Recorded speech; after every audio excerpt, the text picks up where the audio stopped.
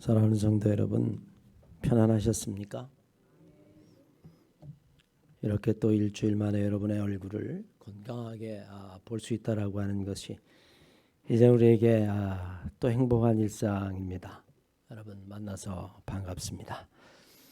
오늘은 우리 교회가 창립 37주년이 되는 기념 주일입니다. 예년 같았으면 케이크도 좀 자르고 그다음에 함께 둘러앉아서 아름다운 사랑의 식탁을 나누었을 텐데 이제 코로나 사태 때문에 우리가 그러지 못합니다. 안타깝지만 우리는 또 이 어려운 시절을 잘 이겨나가야 될 겁니다. 37년 전을 생각해 보면 저는 신학생이었습니다. 신학생이었는데 그때 섬긴 교회를 평생을 섬기면서 목회를 할 줄은 상상도 하지 못했습니다. 하나님의 경륜이 놀라울 뿐입니다. 우리 장로님이 기도하신 대로 우리 한마음교회가 재개발에 포함돼서 공원 옆에 부지도 받았습니다. 지난 6월에는 시공사가 선정되었습니다. 조만간 조합과 교회 문제를 가지고 협의를 하게 될 겁니다. 우리는 기도하면서 소망을 가지고 미래를 바라봅니다. 마치 이스라엘 백성들이 애굽을 나와서 긴 연단과 순례의 여정을 거쳐 마침내 40년 정도 지난 후에 그들이 가나안 땅에 들어간 것처럼 우리도 하나님의 약속의 땅 가나안 땅을 들어가는 것을 바라보고 있는 그런 형편입니다. 물론 코로나 팬데믹을 겪으면서 교회는 상상하지도 못한 위기를 겪고 있습니다. 사회만 그런 것이 아니라 특별히 교회는 밀집해서 예배하는 공간이고 성도들이 교제를 나누는 모임이 아주 중요한데 모이지를 못하니까 교회는 예전에는 경험해보지 못한 난감한 상황에 처해버리고 말았습니다. 시간이 지나면 회복될 거라고 하는 희망을 품지만 동시에 예측할 수 없는 미래를 준비하는 교회가 되어야만 합니다. 과연 교회는 앞으로 어떤 모습으로 변해야 할까? 10년, 20년, 아니 50년 후에 교회는 어떤 모습으로 존재해야 될까? 존재의 이유가 무엇인가? 그런 생각들 끊임없이 책을 읽으면서 생각을 한번 모아봅니다. 우리 교회의 미래는 과연 어떠할 것인가? 형태는 어떻게 변할지 모르지만 아니면 우리에게 주어진 상황은 어떻게 경험할지 모르지만 우리는 하나님이 찾으시는 교회, 성경에서 이야기하는 그런 교회를 만들어야 하는 사명이 있습니다. 교회가 다 귀한 것이죠. 그러나 그 중에서도 나에게 허락한 은혜의 제단은 더욱 소중한 것입니다. 우리가 창립 37주년을 통해서 하나님이 우리에게 주신 이 한마음교회를 정말 감사함으로 섬길 뿐만이 아니라 변화하는 시대에 미래에도 여전히 그 존재의 이유가 있는 하나님이 찾으시는 하나님이 원하시는 성경이 여전히 우리들에게 말하는 그런 교회를 만들어야겠다. 그렇게 다짐하는 아침이 되기를 주님의 이름으로 간절히 축원합니다. 오늘 본문 말씀은 베드로의 신앙 고백과 주님의 말씀 속에서 교회가 어떻게 세워졌는지, 교회의 존재 이유라고 이야기할까요? 아니면 존재의 근거라고 이야기할까요?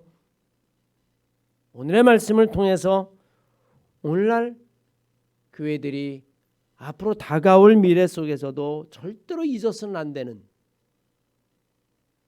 동시에 우리가 세워야 할 교회의 모형이 여기에 있다고 생각합니다.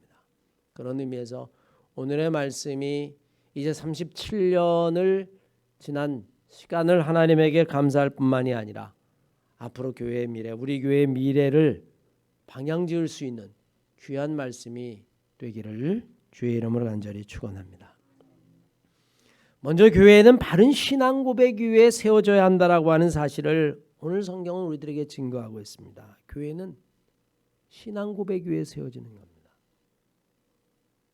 오늘 본문 말씀을 보십시오. 주님의 베드로 신앙 고백 위에 교회를 세우셨습니다. 건물을 세우고 이게 교회다, 그렇게 말씀하신 것이 아닙니다. 우리는 지금 교회를 세우려고 한다면 먼저 건물을 임대하고 공간을 확보하고 그리고 나서 그 다음에 교회 설립 허가를 내고 그렇게 해서 교회가 부흥하고 성장하면 교회가 된다라고 생각하지만 오늘 본문 말씀은 우리들에게 그렇게 말하지 않습니다. 건물도 없고 공간도 없고 아무것도 없어요. 그럼에도 불구하고 오늘 본 말씀에 주님은 내가 교회를 세우겠다 그렇게 말씀하십니다. 마치 공중에 떠 있는 교회 같은 것을 말씀하시는 거죠. 요즘 젊은이들은 내가 세계라고 이야기합니다. AI 시대를 사는 젊은이들은 예전을 살았던 우리들은 인간의 뇌가 그저 생물학적인 뇌 하나만을 이야기하는데 이제 지금 젊은이들은 뇌가 세계라는 거예요.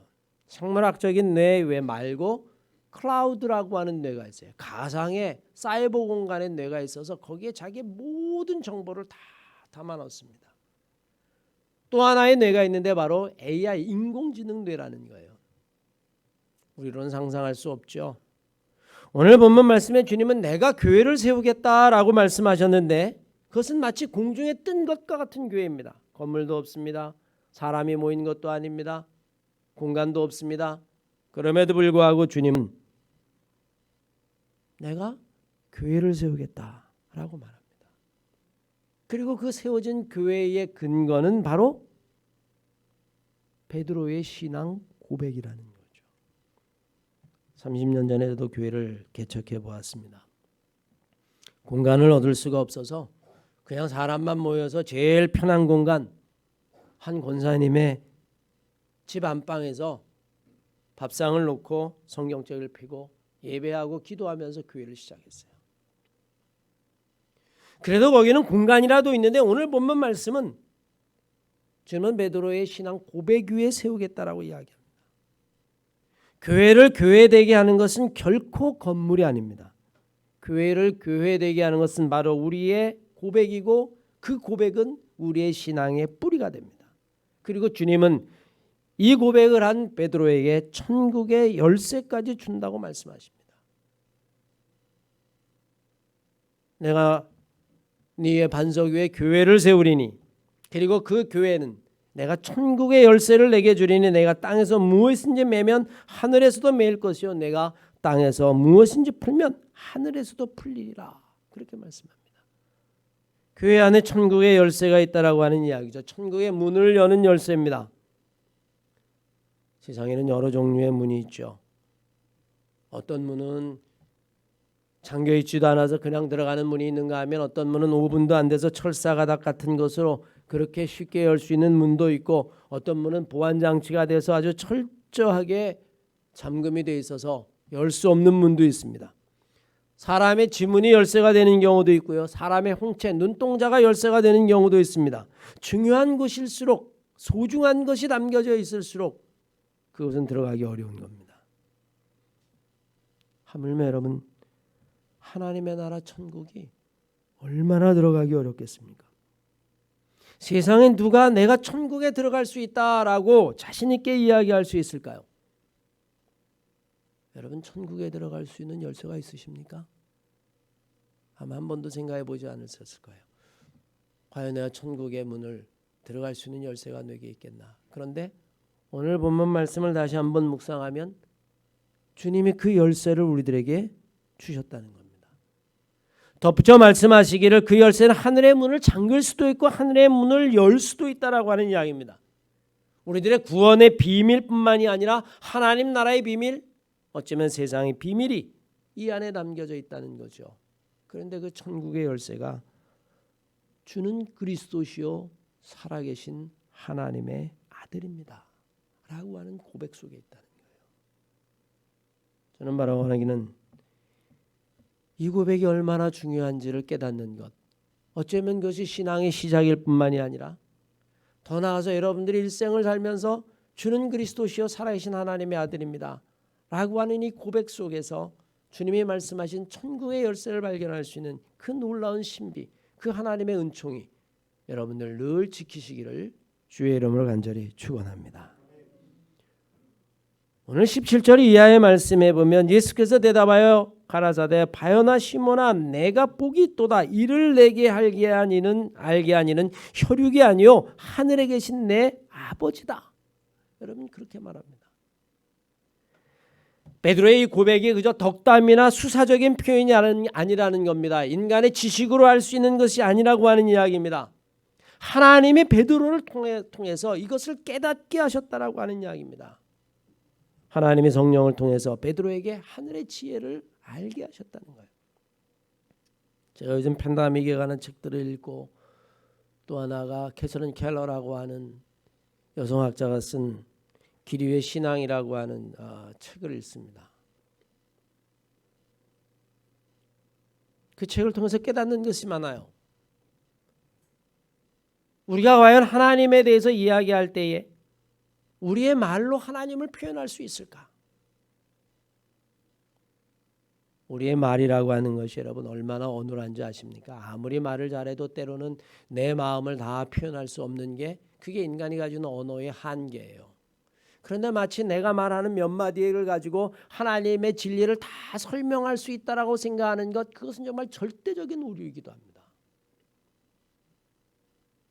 캐서린 켈러는 그의 책에서 이렇게 이야기해요.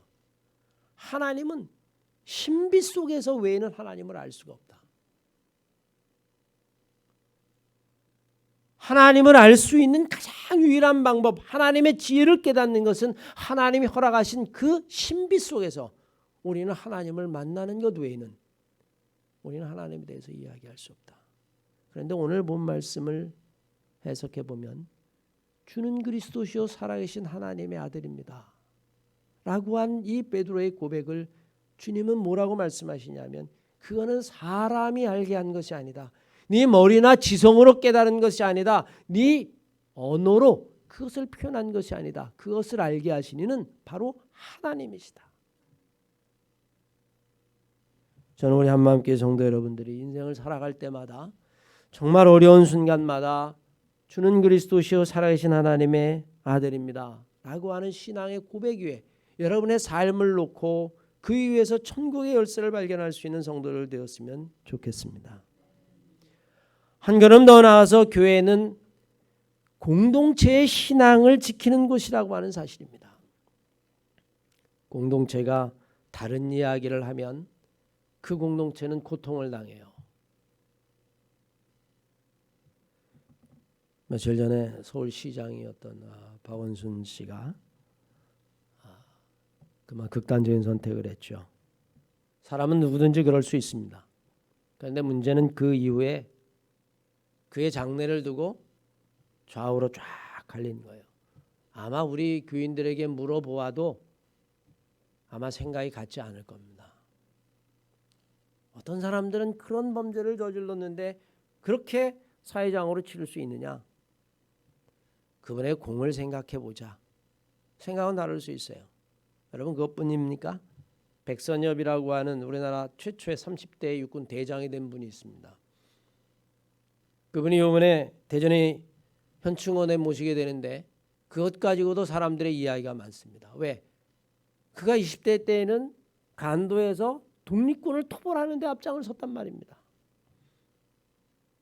어떻게 독립군을 죽이는 데 앞장선 사람을 현충원에 모실 수 있겠느냐? 그러자 또 다른 한편에서는 이렇게 이야기합니다. 6.25 때 그가 세운 혁혁한 공을 생각하면 당연히 모시고도 남는다. 여러분 어떻습니까? 누구 말이 맞죠? 그분의 지나간 흠을 생각하면 도저히 그곳에 묻힐 수 없고 6.25 전쟁 때 세운 공을 생각하면 당연히 묻혀야 하고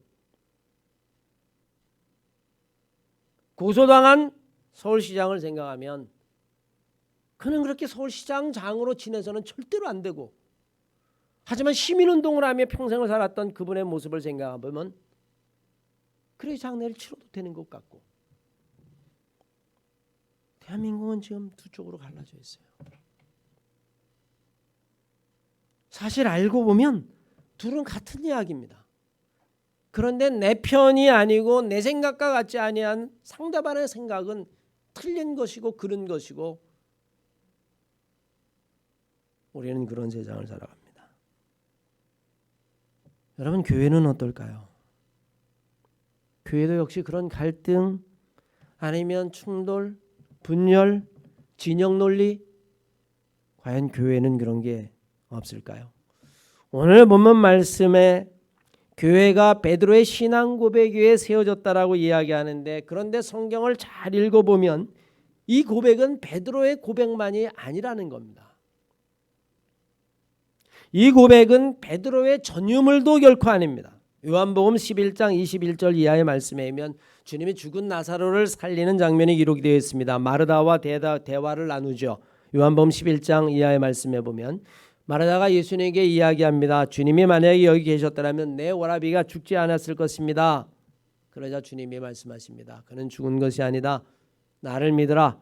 나는 부활이요 생명이니 나를 믿는 자는 죽어도 살겠고 무릇 살아서 나를 믿는 자는 영원히 죽지 아니하리라. 내가 이것을 믿느냐? 그러자 여러분 마르다가 이렇게 대답합니다. 주는 그리스도시요 세상에 오시는 하나님의 아들인 줄을 내가 믿나이다. 베드로하고 똑같은 고백을 해요. 마르다의 고백뿐일까요? 주님의 12제자 가운데 유독 자기의 눈으로 예수를 보지 않으면 믿지 못하겠던 도마, 요한복음 20장 말씀에 보면 제자들이 다 모여 있었습니다. 그들이 우리가 주님을 보았다라고 이야기하는데 도마가 나는 그의 손에 못자국을 보며 내 손가락을 그 못자국에 넣어 내 손을 그 옆구리에 넣어보지 않고서는 믿지 아니하겠노라.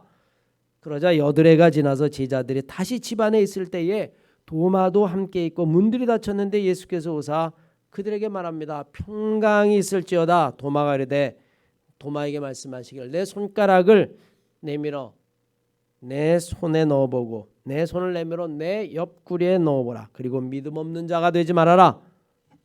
도마가 그 순간 주님에게 엎드려서 이렇게 이야기합니다. 나의 주님이시며 나의 하나님이십니다. 살아생전 예수 그리스도를 본 적이 없었던 바울도 갈라디아서 1장 1절 이하의 말씀에 보면 여러분 이렇게 고백합니다. 사람에게서 난 것도 아니요 사람으로 말미암은 것도 아니요 오직 예수 그리스도와 죽은 자 가운데서 그리스도를 살리신 하나님 아버지로 말미암아 사도된 나 바울은 베드로의 전유물이 아니에요. 베드로만 그렇게 고백하고 베드로만 위대한 인물이 아닙니다. 마르다도 그랬고 사도 바울도 그랬고 의심이 많았던 도마도 그랬고 그리스도인들이 모이는 모든 곳에서는 동일한 신앙 고백이 있습니다. 언제부터 사람들이 그리스도인이라고 이야기했을까요? 사도행전 11장 25절 이하의 말씀에 보면 안디옥에서부터 사람들이 우리를 그리스도인이라고 불렀습니다. 바나바가 사울을 찾으러 다소에 가서 만남에 안디옥에 내려와서 둘이 교회에 1년 동안 모여 큰 무리를 가르치고 제자들이 비로소 안디옥에서 그리스도인이라 일컬음을 받았다. 그런데 여러분이 그리스도인이라고 하는 일컬음을 받았다라고 하는 의미는 저 사람들은 그리스도를 주로 그리스도를 하나님의 아들로 고백하는 자라고 하는 뜻이에요. 적어도 교회에서만큼은 우리는 진영 논리나 아니면 내 정치적인 입장이나 아니면 한국 사회를 고통스럽게 하는 갈등이나 미움은 적어도 교회에서만큼은 없어야 됩니다. 여러분과 저의 신앙의 중심은 오직 베드로가 고백했고 마르다가 고백했고 도마가 고백했고 그리고 바울이 고백했고 그리고 안디옥에 있었던 모든 사람들이 다 고백했던 것 공통의 고백. 주는 그리스도시요 살아계신 하나님의 아들입니다. 그 고백이 여러분과 저를 공동체의 신앙으로 만들고 하나로 만드는 그런 신앙의 고백이라고 하는 거예요. 바로 원하기는 우리 한마음교회 성도 여러분들, 여러분들의 신앙은 오직 한 가지 위에 주는 그리스도시요 살아계신 하나님의 아들입니다 라고 하는 이 신앙의 고백 위에 든든히 서시기를 주의 이름으로 간절히 축원합니다. 이런 의미에서 교회는 나만의 교회가 아니라 우리 공동체의 교회가 돼야 한다라고 하는 이야기입니다. 이렇게 고백한 사람들을 모인 그곳을 우리는 교회 이렇게 보이는, 나와 좀 생각이 달라도 우리는 하나님 안에서 하나가 되어져 가는 거죠. 나하고 정치적인 입장이 달라도 우리는 그리스도 안에서 하나가 만들어져 가는 겁니다. 그래서 에베소 2장 22절 이하의 말씀이면 너희도 성령 안에서 하나님이 거하실 초소가 되기 위해서 예수 안에서 함께 지어져 간다. 여러분 이렇게 표현했어요. 교회는 완성체가 아니란 이야기입니다. 교회는 지어져서 지금 만들어져 가고 있다는 이야기입니다. 교회 안에 문제가 있고 갈등이 있고 때로는 다툼이 있을 수 있음에도 불구하고 우리는 그리스도 안에서 성령의 은혜로 말미암아 하나님의 은혜로 말미암아 사랑으로 말미암아 지금 지어져 가고 만들어져 가고 있는 거예요. 그것이 우리는 공동체의 신앙이라고 이야기합니다. 코로나가 떠든 위기 가운데 가장 큰 위기 중에 하나가 교회로서는 이 공동체 신앙의 위기가 위협을 받고 있다라고 하는 사실입니다. 제일 중요한 게 뭐냐면 성도들에게 있어서 예배와 교제인데 이 코로나가 예배와 교제를 자유스럽게 하지 못하게 해요. 말씀드린 대로 우리 오늘 다 함께 모여서 37년을 축하하고 이제 우리에게 있을 새로운 성전에 대한 소망을 가지고 함께 식사하며 교제를 나누면 얼마나 좋겠습니까? 우리의 공동체성이, 우리가 한 교회 한 성도라고 하는 사실이 얼마나 기쁘겠어요. 그런데 이제는 코로나 때문에 그렇게 예배하기도 어렵고 그렇게 교제하기도 어려운 시간이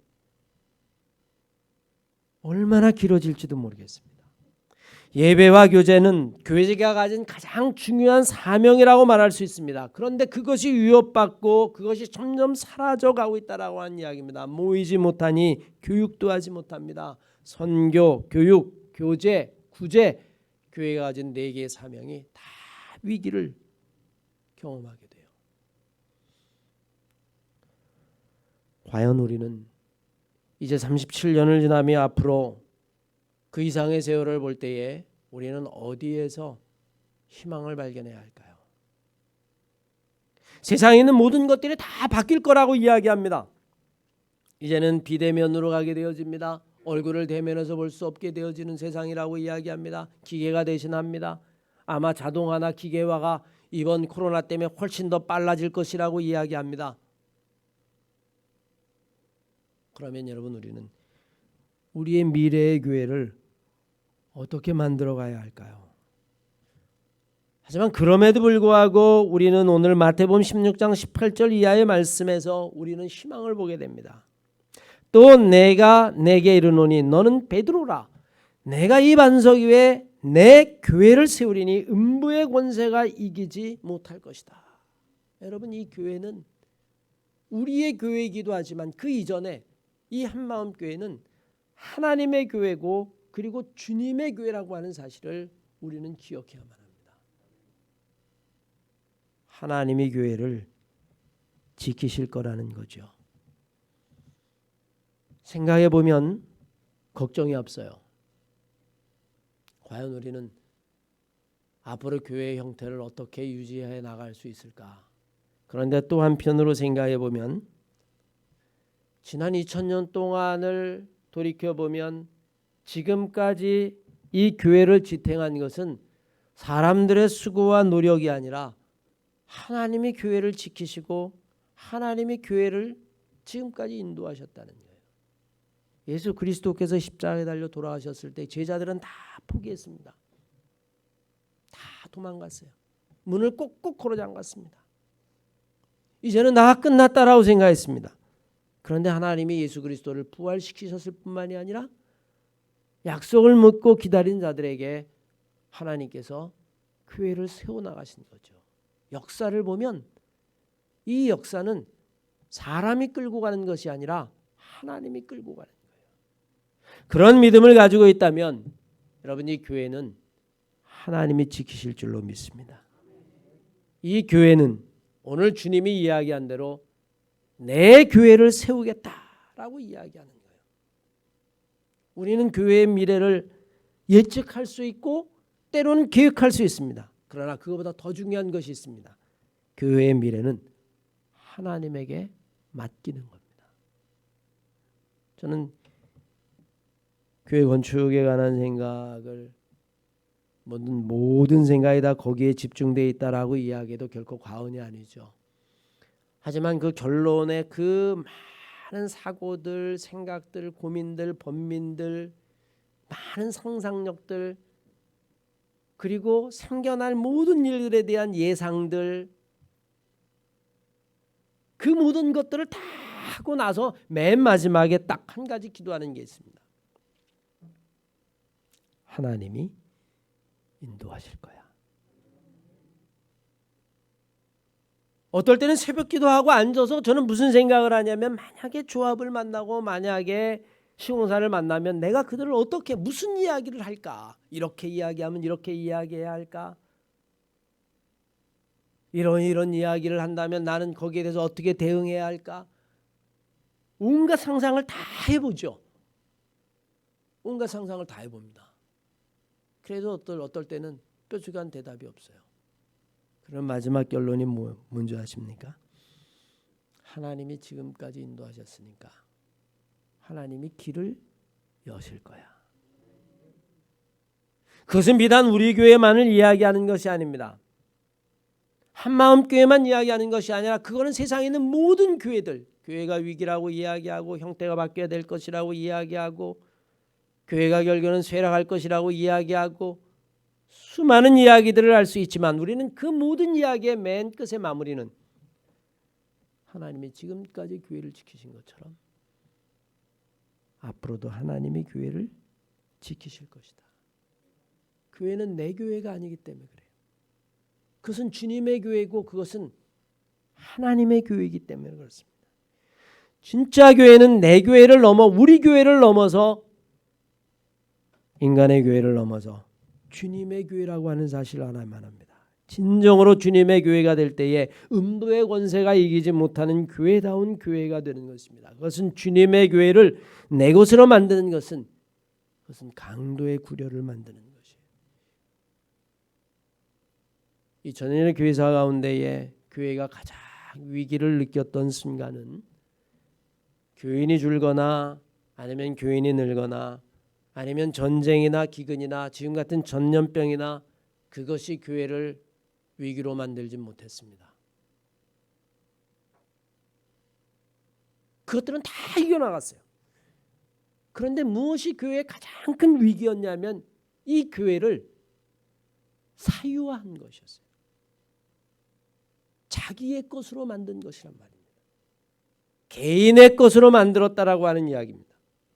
이 교회가 주님의 교회, 하나님의 교회가 아니라 이게 내 교회라고 생각하는 순간 교회는 더 이상 교회일 수 없고 교회에 가장 큰 위기가 온 거죠.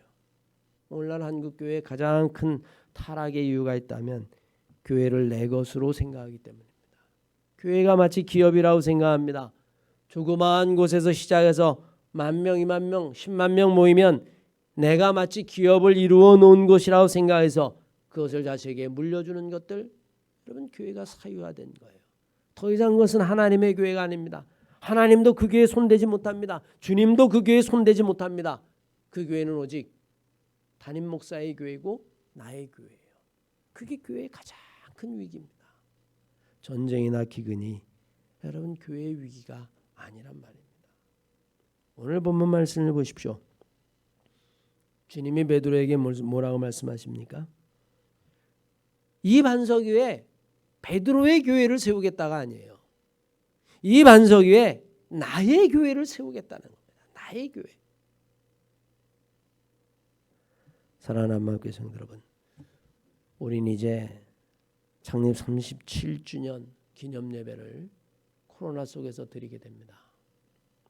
그러나 우리가 다시 한번 오늘의 말씀을 통해서 이 코로나가 끝나고 난 다음에 교회의 새로운 모습들을 생각하고 또 작게는 우리 한마음교회가 당한 지금의 형편을 생각하면서 정말 우리가 세워야 될 교회가 어떤 교회인지를 다시 한번 말씀을 통해서 묵상하고 그곳에 하나님이 원하시는 그 교회를 세워나갈 수 있는 우리 한마음교회가 다 되시기를, 성도들이 다 되시기를 주의 이름으로 간절히 축원합니다.